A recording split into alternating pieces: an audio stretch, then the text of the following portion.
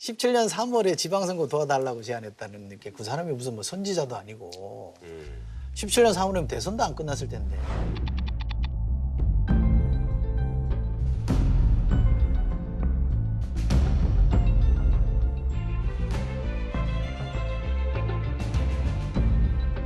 어떻게 지방선거까지 감안해가지고 도와달라고 얘기를 합니까?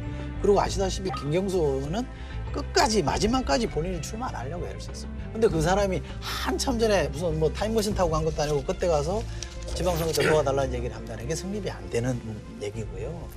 제안이라는 것도 이런 겁니다. 그 도 변호사라는 사람은 와세다 대학 나오고 변호사고요. 우리가 흔히 말하는 스펙으로 보면 번듯한 사람이에요. 근데 추천했단 말이죠. 근데 내부 인사 기준에 맞춰보니까 안 된다. 그래서 연락을 했는데 제가 만약에 그 입장에서 생각을 해본다면 미안해 할 것 같아요. 어떤 형태는 도와주는 사람인데 부탁을 못 들어준 거 아닙니까? 그러면 미안한데 청와대 인사 기준으로 보면 예컨대 뭐 센다 영사 정도는 되는 것 같더라. 그거를 내가 뭐 추천해 볼 수는 있지 않을까 이런 정도로 얘기를 했지 않겠습니까? 그러면 그거를 본인이 그걸 내한테 역으로 제안했다 이렇게 생각한다고 저는 생각하는 거고 이 사람이 말을 바꾼 거에 비춰보면 김경수 지사가 정확하게 어떤 워딩을 써서 어떤 내용으로 전달했는지에 대해서 얼마든지 왜곡할 수 있는 사람이다. 따라서 이 드루킹의 진술에 대해서는 의존할 게 아무것도 없다. 믿을 바가 없는 거고요. 그래서 제가 알기로는 특검도 진술에 의해서 뭔가를 확인하는 거는 포기했다고 저는 들었습니다. 그런데 이게 핵심이 그거잖아요. 킹크랩 활동을 통해 갖고 지금 기존에 그 기소된 것만 해도 22만 건 아니에요.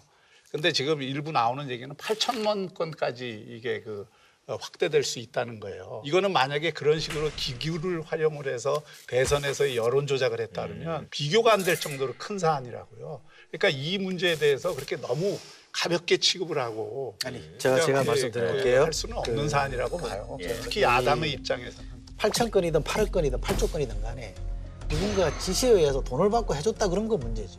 근데 개인이 뭔가를 위해서 개인이 했단 말이죠. 근데 연결이 안 되는 사안을 8천 건을 했기 때문에 이 사람이 문제다라고 말할 수는 없는 아니 겁니다. 그렇죠. 그러니까 그걸 수사를 통해서 이런 거 밝혀야 그러니까 그다음에 대선 때 무슨 여론 조작을 했다 해서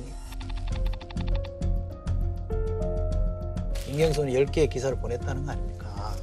근데 그 10개 기사 중에는 네이버와 제휴가 안 된 언론사가 있어요. 그 얘기는 무슨 얘기냐면 댓글을 못 다는 기사가 있다 이 말이에요. 댓글을 못 다는 기사를 보내가지고 킹크랩 써가지고 댓글 작업해라라고 하는 건 앞뒤가 안 맞잖아요. 논리적으로 안 맞잖아요. 단언컨대 킹크랩 써가지고 뭐 할 정도로 지난 대선이 어려운 대선이었나?